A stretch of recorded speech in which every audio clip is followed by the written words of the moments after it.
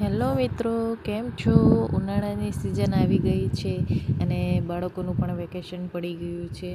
તો હવે ઉનાળામાં સમસ્યા એ જ આવે છે કે સવારે, બપોરે, સાંજે બધાને ઠંડુ પાણી પીવા માટે જોઈએ છે અને બાળકોની રજા છે તો બાળકો પણ આખો દિવસ બસ ઠંડુ પાણી જોઈએ છે, એવી રીતે બૂમો મારતા રહે છે. તો ચાલો આપણે આજે ઠંડુ પાણી કેવી રીતે સ્ટોર કરી શકાય તો એ માટે આપણે જોઈએ. આ મારું ગયા વર્ષનું ઘણું જૂનું માટલું છે, એને વર્ષ જેવું થઈ ગયું છે. તો ચાલો આજે આપણે એને કેવી રીતે સાફ સફાઈ કરીને અંદર ઠંડુ પાણી સ્ટોર કરીએ તે સ્ટાર્ટ કરીએ. કારણ કે ઠંડુ પાણી ઉનાળામાં બહુ જ જરૂરી હોય છે. તો એટલા માટે પણ હર ટાઈમે આપણને ઠંડુ પાણી ફ્રીઝમાં મૂકીએ એના કરતાં માટલામાં રાખેલું ઠંડુ પાણી આપણે પીએ એ ઘણું સારું છે. તો એના માટે મેં આ જે મીઠું છે એ લીધું છે, સિંધવ મીઠું. એ ઘણું સારું હોય છે. તો મેં સ્ક્રબ ઉપર સિંધવ મીઠું નાખ્યું છે. જો આ વરસ થઈ ગયું છે મારું માટલુંનું, તો એને પહેલાં આપણે પાણીથી સાફ કરી લઈએ. તો સ્ક્રીન પર તમે જુઓ છો કે હું પાણીથી એને સાફ કરી રહી છું. તમારી ઘરે પર હશે જ. મોસ્ટલી ઇન્ડિયન ઘરોમાં તો માટલું હોય જ છે ઠંડુ પાણી ઉનાળામાં પીવા માટે.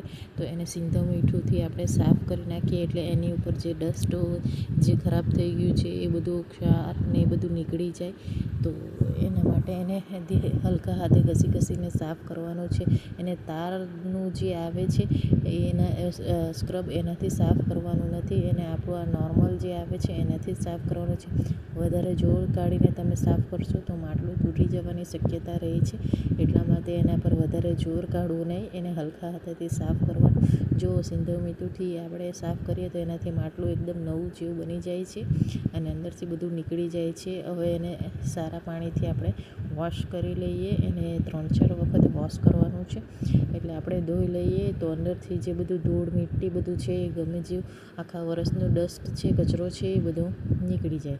તો એના માટે મેં એકવાર પાણીથી સાફ કર્યું છે. હવે જે આપણે સિંધવ મીઠુંવાળું લીધું હતું જાડું, એને આપણે સરખા પાણીથી સાફ કરી લઈએ અને એને પાછું સ્ક્રબથી આપણે માટલુંને સાફ કરીએ. હવે ઘણા લોકો એવું કહે છે કે અંદર માટલુંને અંદર હાથ નાખીને જાડુંથી સાફ કરવું નહીં, અંદર નહીં સાફ કરવું જોઈએ એમ કે. પણ મારું માનો તો સાદા પાણીથી એને સાફ કરવું જોઈએ, જેથી અંદર જે ધૂળ મીટ્ટી કંઈ બી રહેલું હોય આખા વર્ષનું એ નીકળી જાય છે. ઘણા લોકો સાફ કરે છે, ઘણી મહિલાઓ નથી કરતી. તો મારી માનો તો ઉનાળામાં એને ડેફિનેટલી સાફ કરવું જ જોઈએ. અને હું તમને જે સાફ કરીને અંદર જે કચરો છે એ પણ હું તમને થોડી વારમાં બતાવું છું. મેં એને સારી રીતે સાફ કરી નાખ્યું છે. હવે તમે મારા હાથ પર જોઈ શકો છો કે કેટલું ગંદુ નીકળે છે. વરસ માટલું છે તો તે પ્રમાણે તમે જોઈ શકો છો કે કેટલો ડસ્ટ નીકળ્યો છે. એટલે એ જે ઝાડુ મારીને જ એને માટલુંને સારી રીતે સાફ કરવું જોઈએ અને પાછું એને 3-4 પાણીથી સરખી રીતે ધોઈ નાખવું જોઈએ. અને તમે જોઈ શકો છો સ્ક્રીન પર કે તમે 2-3 વાર એને માટલુંને સારી રીતે સાફ કરી નાખ્યું છે. અને હવે માટલુંને મેં સાઈડ પર મૂકીને એ ઝાડુને સરખી રીતે સાફ કરી નાખ્યું છે. હવે પાછું થોડું સિંધવ મીઠું લઈ લીધું છે મેં અને એને અંદરની સાઈડે, માટલાની અંદરની સાઈડે આપણે અંદર કોટિંગ કરવાનું છે. તો એનાથી જે અંદર જે માટલુંની અંદર જે ગરમી રહેલી છે એ નીકળી જાય છે. એટલા માટે હું એ કરું છું. તો તમે જોઈ શકો છો, તમે પણ એવી રીતે કરો કે જેથી પાણી અંદર ઠંડુ સ્ટોરેજ રહે. ઉનાળામાં આખો દિવસ ઠંડુ પાણી પીવાનું મળે. અને એટલા માટે મેં મીઠુંને સારી રીતે લઈને આખા મીઠુંની અંદરની સાઈડે કોટિંગ કરી દીધું છે અને એની અંદર પાણી અડધો કલાક માટે ભરી રાખવાનું છે. આપણે જે નોર્મલ પાણી યુઝ કરીએ છીએ એ જ પાણી અંદર ભરી રાખવાનું છે અને એને અડધો કલાક માટે રવા દેવાનું છે. અને તમે જ્યાં રાખતા હો કિચનમાં ત્યાં રાખી શકો છો. હવે મારી પાસે છે આ બોટલ, જે ઉનાળામાં ઘણી સારી છે. અને એ સ્ટીલની છે. ઘણા લોકો પ્લાસ્ટિકની પણ યુઝ કરે છે અને તમે જાણો છો કે પ્લાસ્ટિકની બોટલ સ્વાસ્થ્ય માટે નુકસાનકારક છે. તો બને ત્યાં સુધી પ્લાસ્ટિકની બોટલ ના વાપરી એ સ્ટીલની બોટલ ઉનાળામાં વાપરવાનું કરો તો ઘણું સારું છે. આ મેં એમેઝોન પરથી મંગાવી છે તમે જોઈ શકો છો. અને આને પણ વરસ જેવું થઈ ગયું છે. આની અંદર પાણી બહુ સરસ ઠંડુ રહે છે અને છોકરાઓ માટે સ્કૂલમાં લઈ જવા યા પછી ટ્રાવેલિંગ માટે પણ આ ઘણું સારું હોય છે. અને આના ઉપરનું જે ઢાંકણ છે એ પણ ઘણું સારું છે. એમાંથી લીકેજની સમસ્યા નથી રહેતી. તમે જોઈ લેવો સ્ક્રીન પર.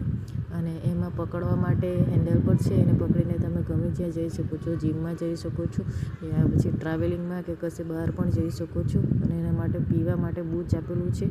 તમે એનાથી બહુ વધારે પડતું પાણી નહીં આવે એ માટે નાનું અમથું છે. અને ઢાંકણ પણ બહુ પરફેક્ટ છે. અને એને સારી રીતે તમે સાફ કરી શકો છો એ માટે ઉપર મોટું ઢાંકણ પણ છે. તો તમે આ ઉનાળામાં ટ્રાવેલિંગ માટે આ પ્રિફર કરી શકો છો. અને તમે ઓનલાઈન આ મંગાવી પણ શકો છો. એમેઝોન પર ઘણી સારી વસ્તુઓ અવેલેબલ હોય છે. હવે આ પાણીને અડધો કલાક જેવો થઈ ગયો છે. તો હવે એ પાણીને આપણે ધોઈ નાખીએ છીએ. હવે હું અંદરની ગરમી મહેસૂસ કરી શકું છું માટલામાં રાખેલા પાણીની. તો તમે જોઈ લેવો આ અડધો કલાકમાં જે માટલાની અંદરની જે ગરમી હોય છે એ બહાર નીકળી જાય છે. એટલા માટે પાણીને અડધો કલાક જેવું અંદર રાખેલું છે. હવે એ પાણીથી આપણે 3-4 વખત ધોઈ લઈ માટલુંને. અને પછી આરોનું જે પાણી છે એનાથી આપણે માટલું ધોઈ નાખવાનું છે. તમે સ્ક્રીન પર જોઈ શકો છો તે પ્રમાણે તમે કરી શકો છો. હવે આ માટલુંને એવી જગ્યાએ સ્ટોર કરવાનું છે જ્યાં ઠંડક રહેતી હોય. હવે એક કટકો લઈ લેવાનો છે. તમારી પર જે હોય એ લઈ લો.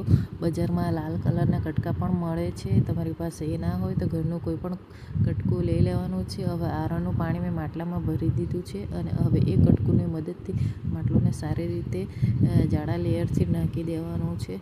તમે જોઈ શકો છો. એને ફિટ કરીને ઠંડકવાળી જગ્યાએ રાખી દેવાનું છે.